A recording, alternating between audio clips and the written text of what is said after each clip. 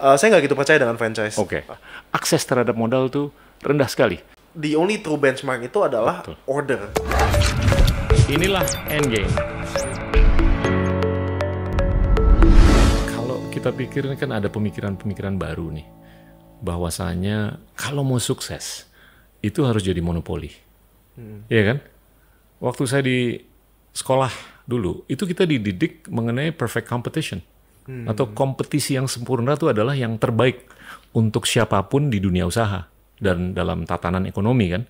Tapi sekarang kan anak-anak muda sekarang tuh kalau ngelihat Google, search engine nomor 2 siapa sih? Nggak ada kan? Iya. Terus kalau ngelihat Amazon, e-commerce kedua siapa sih? Oke lah, ada Alibaba dan lain-lain. Tapi di benak teman-teman tuh kayaknya lebih bagus kalau kita perilakunya tuh monopolistik. Is that the right thinking ke depan? Dan apakah itu nanti menjelma dalam konteks kopi kenangan menjadi monopoli dalam kopi? Just curious what your views are. Jadi dalam bisnis itu ada 2 tipe bisnis. Satu tuh bisnis utility. Okay. Dalam artian misalnya kan kita bayar listrik ke PLN. Bisa besok ada PLN 2.0 lebih murah, ya kita ke PLN 2.0 dong. Is utility gitu. Dalam retailing dan e-commerce juga sama. Di e-commerce jualan HP Samsung S10. Yeah. E-commerce yang kedua lebih murah, ya gue pindah. Yeah. Nggak ada loyalitas gitu. Okay. Di retailing juga sama. Di kantor selalu tiap sore mereka ya udah buka aja dua-duanya Grab sama Gojek, mana nih yang lebih murah gitu kan. Nah, karena itu bisnis utilitas. Tapi kalau dalam bisnis yang kita kerjakan itu bisnis ya kan, itu tuh selama kita bisa mempunyai brand equity, kita nggak harus jadi yang termurah. Apakah kopi kenangan yang termurah? Not really. Enggak juga. Karena kita ke Family Mart, ke Alfamart, kopi 10.000, mau lebih murah lagi instant coffee 1.000. Jadi kita nggak perlu jadi yang termurah. Starbucks 100 billion over company itu mahal kopinya, tapi bisa revenue of 200 million gitu ya. Every year menjual kopi mahal tersebut. Nah, 20 billion malahan. 20 billion in revenue every year. Karena dia itu di bisnis yang gitu. Feeling susah di kopi dan juga nggak harus menjadi zero sum game. Nggak harus menjadi monopolistik gitu. Karena di US pun juga kopi ya banyak banget. Tapi Starbucks udah punya revenue 20 billion gitu. I'm gonna push the envelope a bit. Karena kalau saya pikir-pikir prospek adanya kopi kenangan 2.0 itu nggak nol, ya kan? Tapi kalau saya sebagai founder Anda, saya punya kepentingan kan untuk Anda marginally jauh lebih sukses dibandingkan yang lainnya. To the extent Anda akan outspend siapapun yang mau compete dengan Anda untuk research and development, untuk roll out, untuk apapun, supaya barriers to entry-nya itu semakin gede banget. Iya kan? Dan itu ujung-ujungnya juga balik ke siapa yang dukung Anda. Dan siapa yang dukung Anda itu sebetulnya yang paling layak untuk mendukung siapapun yang menjadi kopi kenangan 2.0. Tapi logically, mereka tentunya nggak akan mau dong mendukung kopi kenangan 2.0. Ya kalau kita lihat duopoly yang tadi disebut namanya itu, ya tentunya ada 2 pendana yang beda. Yang satu berbasis di Jepang, yang satu berbasis di mancanegara. Ya kan? Mereka punya kepentingan yang mungkin yang sama, tapi juga seringkali berlawanan. Nah, saya nggak ngelihat itu bisa terjadi di kopi segampang itu. Nah, what do you think? Jadi kalau di kopi itu to create moat gitu ya, moat itu ya barrier to entry gitu ya, itu penting sekali untuk kita satu tuh invest di brand equity. Makanya kenapa kita tuh setiap tahun tuh actually do Kantar atau Nielsen Research, karena kita harus tahu nih kita brand equity-nya setinggi apa. Karena kalau misalnya kita ada copycat kenangan tuh banyak banget, lebih ada 30 over lah gitu ya. Ada kopi janji jiwa, ada kopi kenalan, ada kopi apa. Waduh, my IP lawyer, I think every month to give me, Pak, ini ada yang memang kopi kenangan, mau pakai IP, Pak, mau pakai IP. And you call yourself Baperista? Iya, Baperista. Yeah, kan? Jadi Baperista itu 99% mengenang, 1% menyeduh gitu. Jadi lebih banyaknya mengenang bukan menyeduh. Jadi dari situ tuh kita tiap tahun tuh makanya we do improve our quality every year, improve our service, dan kita tuh measure NPS gitu. Karena kalau orang suka itu tuh udah baper, orang tuh susah untuk move on gitu ya. Jadi makanya dari situ tuh kita selalu invest brand equity itu kita selalu kasih lihat ke investor kita. Dan mode kedua terpenting kita adalah teknologi gitu. Makanya kita pengen semakin banyak orang menggunakan app kita, semakin mereka itu jadinya susah untuk move on ke brand lain gitu. Jadi dua stickiness-nya tuh tinggi gitu ya. Oke, kita mau bicara mengenai gimana masyarakat luas bisa megang kepemilikan di Kopi Kenangan. Ini kan tentunya ada rencana untuk go public atau IPO kan? Kapan sih itu bisa terjadi? Tadinya sih sebenarnya kita pengen rencana IPO 2022. Tapi mungkin karena COVID ya jadi lebih tricky ya untuk kita bisa IPO 2022. Jadi we don't know when. Actually only the virus knows when. Pada saat we know when we are ready gitu. Kita tahu kita harus mencapai omset berapa dan kita tahu kita harus punya di berapa negara gitu. Karena in general kalau kita mau IPO, apabila saya bilang saya itu adalah regional story Asia Tenggara, itu adalah sesuatu yang sangat menarik untuk investor-investor gitu. Jadi total addressable marketnya itu nggak lebih besar gitu. Dan toh kalau saya kan melihatnya kan brand-brand besar seperti McDonald's, Starbucks, mereka semua global brand. And I want to become a global brand gitu. Bahkan dari dulu banget pas zaman Lewis and Carroll, visi saya tuh selalu kayak gini. Dulu kan teh ya. Saya bilang gini, Indonesia itu komoditinya banyak. Kita pintar ekspor komoditi, tapi kita nggak bisa ekspor brand gitu. Jadi soft power. Iya, jadi makanya dari situ ya nggak ada marginnya itu pun jadi tipis gitu. Karena again komoditi seperti batu bara tuh ya tipis gitu dan market yang dictate harganya. I notice you hate talking about batu bara. Iya, pengalaman buruk kali ya. No, it resonates. Jadi ya dari situ makanya saya ngerasa kita tuh harus bisa export Indonesian commodity as a brand gitu.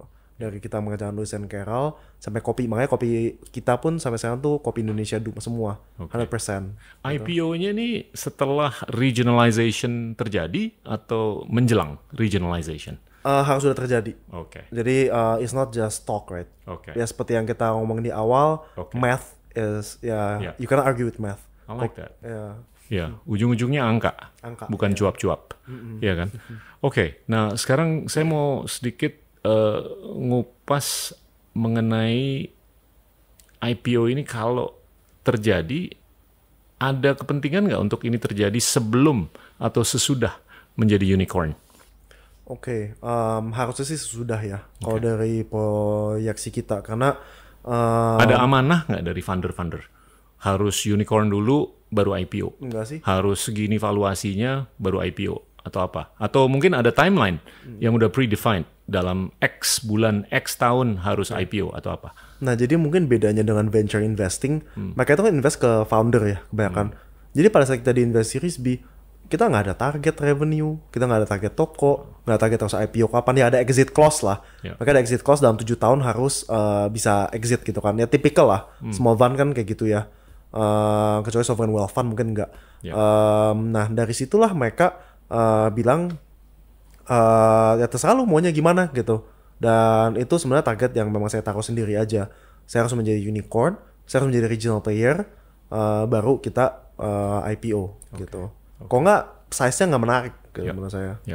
Saya suka karena passion Anda tuh bukan hanya untuk cari scalability, untuk cari profitability, tapi you care about Indonesia.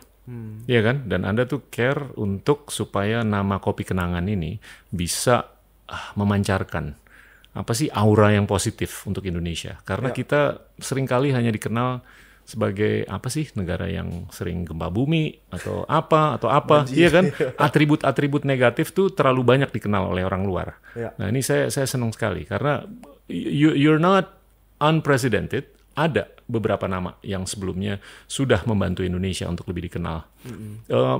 I think it's important untuk itu menjadi bagian dari strategi Anda. Of course, seperti Gojek, Traveloka ya. Yeah. Mereka kan Traveloka. Saya hati-hati nggak mau nyebut nama. Nggak.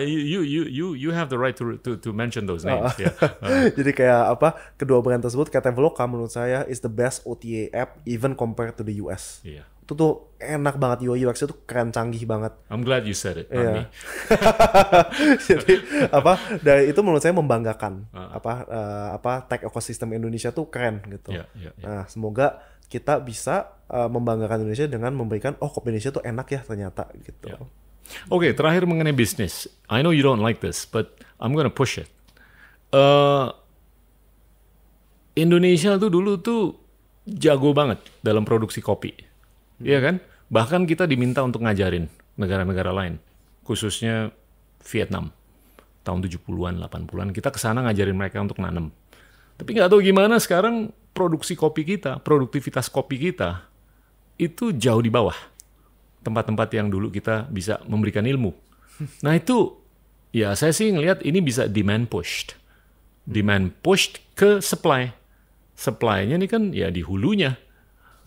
Ada nggak sih khayalan atau pemikiran di benak Anda atau di teman-teman di Kopi Kenangan, kalau umpamanya Kopi Kenangan ini sukses, ya you talk about execution, right? There is always going to be a temptation kalau eksekusinya tuh flawless. Temptation untuk ke hulunya. Atau ke hilirnya yang lebih dalam lagi. Ya saya nggak tahu, saya curious saja. Apakah ada nggak sih kemungkinan ke situ? Supaya kita bisa memprovokasi produksi dan memprovokasi produktivitas. Kita definitely lebih interested ke hilir ya. Karena kenapa? Apapun kan kita cuma komitmennya kopi Indonesia doang. Jadi apapun yang kita lakukan di hilir ya pasti efek ke hulu dong, ya kan? Karena pembeli kopi lokalnya makin banyak gitu ya.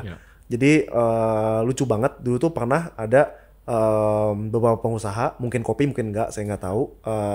Ketemu sama Pak Presiden Jokowi, ditanya sama Presiden, jadi kalian gimana saya bisa membantu gitu? Tolong dong Pak, importnya dibuka supaya kita usahanya lebih gampang gitu ya.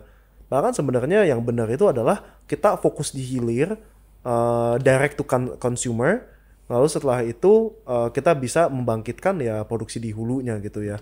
Karena menurut saya bisnis di hulu tuh bukan sesuatu yang not undifferentiated. Gitu. Satu dan dua, bisnis di hulu itu juga membuat supply chain kita dangerous. Karena misalnya ya saya beli kebun, bikin kebun, atau ada hama, normal dong terjadi. Bahkan kebun gede yang bagus pun juga pasti kena hama atau ada kena bencana dan sebagainya. Hilang dong kok gitu nanti kopi saya. Jadi bagus itu kita selalu punya resources yang banyak, kita beli dari sana. Security of supply dan sebagainya. Oke. Enough of business. Ya. Sekarang kita ke sesi atau bagian yang berikutnya. Ini lebih terkait dengan masa depan yang jauh banget. Saya pengen tahu Anda tuh end game-nya kemana sih?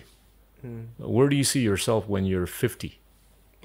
Ya kan? Where do you see Kopi Kenangan di tahun 2045? Itu kan coincide dengan 100 tahun kemerdekaan Republik Indonesia kan?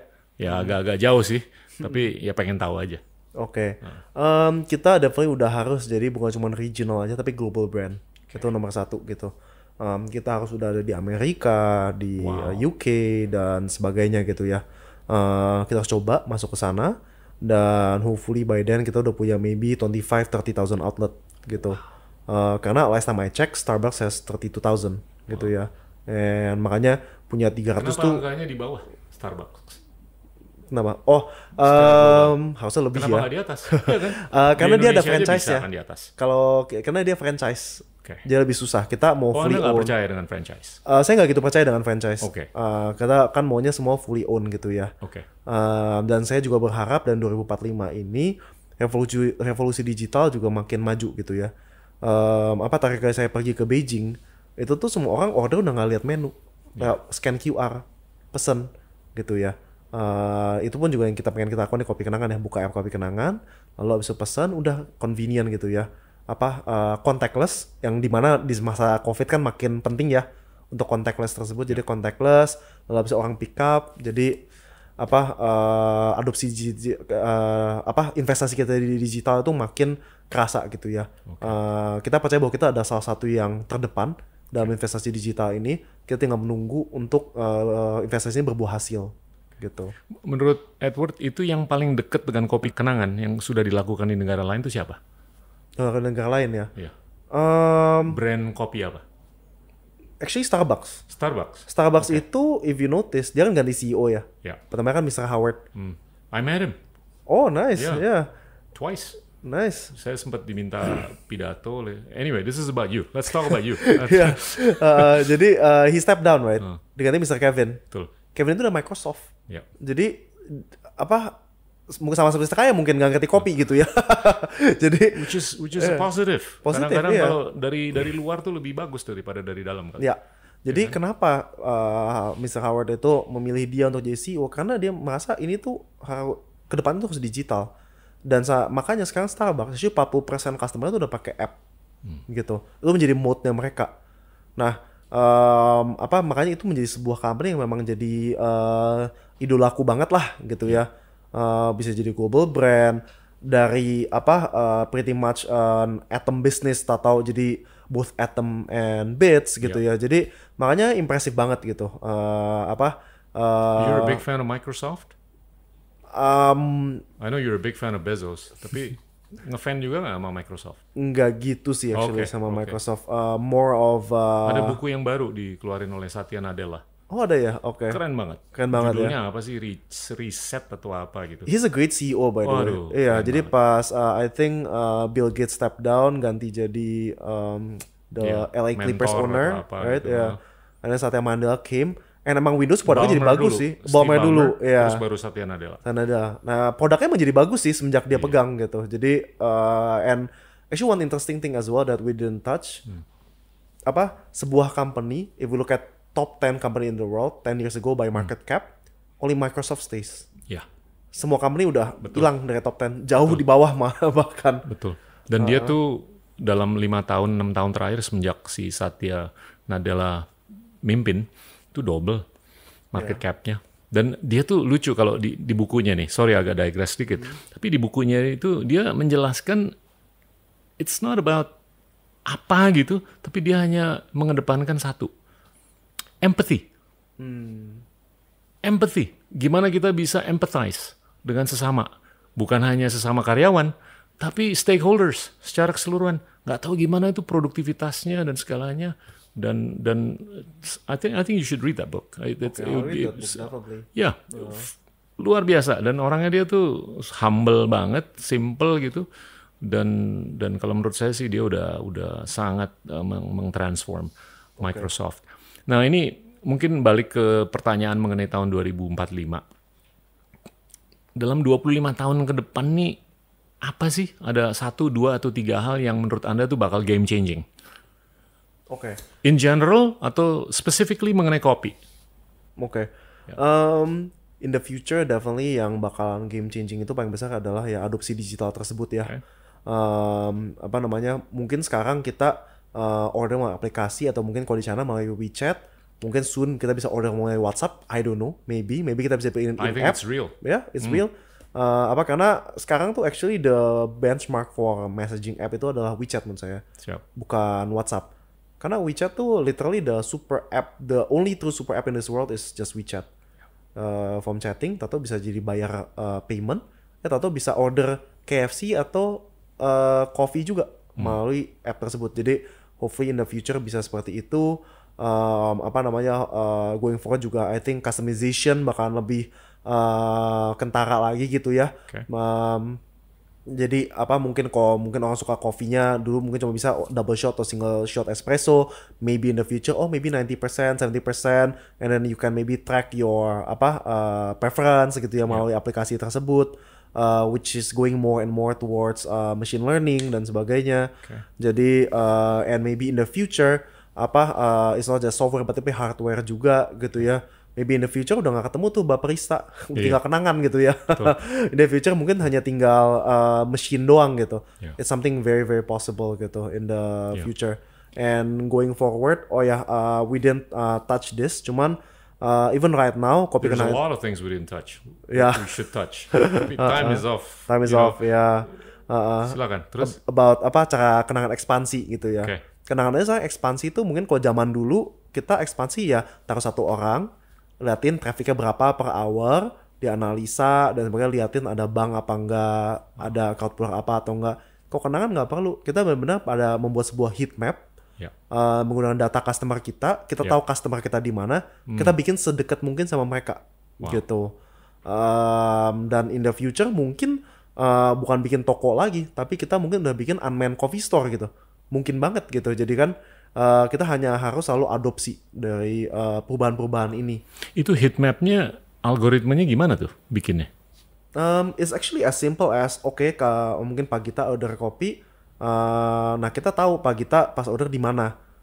Nah kan kita pull datanya. Jadi misalnya kita lihat nih, di kecamatan kecamatan Menteng, kita ngelihat ada 50.000 customer order, tapi kita nggak ada toko nih di sana. Ya udah deh, kita buka satu di sana.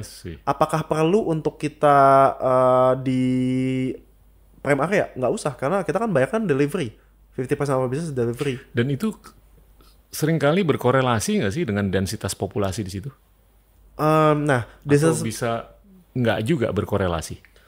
Masalahnya gini, tricky. Kalau kita misalnya berdasarkan Dukcapil, mungkin orang tinggal di Depok, tapi kerjanya di SCBD. Ya, coffee order kan nggak ada gitu di sana. Jadi, the only true benchmark itu adalah order gitu. Kita tahu order di sini tuh dense apa nggak pada jam sekian. Dan itu nggak recok semenjak COVID ini. Karena orang udah nggak ngantor lagi, mungkin dia nggak mesen dari kantornya, dia mesennya dari tempat lain. Heat mapnya berubah nggak? Geser nggak? Geser banget gitu. Itu yang bikin jadi kita pusing. Karena kita lihatnya di SCBD, semua tuh, waduh, itu dropnya 90%. Ya semua work from home, nggak ada yang ke office kan. Nah, sementara kalau kita lihatin kayak beberapa daerah gitu, misalnya contoh kita ada satu toko di Rawamangun. Sebelum COVID paling ya 7 juta sehari gitu ya. Sekarang tahu-tahu bisa sampai 30 juta gitu, dan kita ngeliat itu nggak sehat. Karena kalau outlet kebanyakan order juga jadinya quality of service berkurang, speed of service berkurang. Makanya kita pun mencoba untuk membuka toko lagi di sebelahnya secepatnya lebih banyak lagi gitu. Jadi berubah semua. Kalau kita misalnya mau invest di sana, itu juga susah. Tapi ntar balik lagi gimana gitu. Jadi banyak challenge-nya lah. Ya nama bisnis kan nggak ada ya yang gampang. Ed, ada lagi nggak yang mau diceritain? Yang kita mungkin miss? Saya ada satu pertanyaan lagi, tapi I wanna ask you. Pak Gita aja.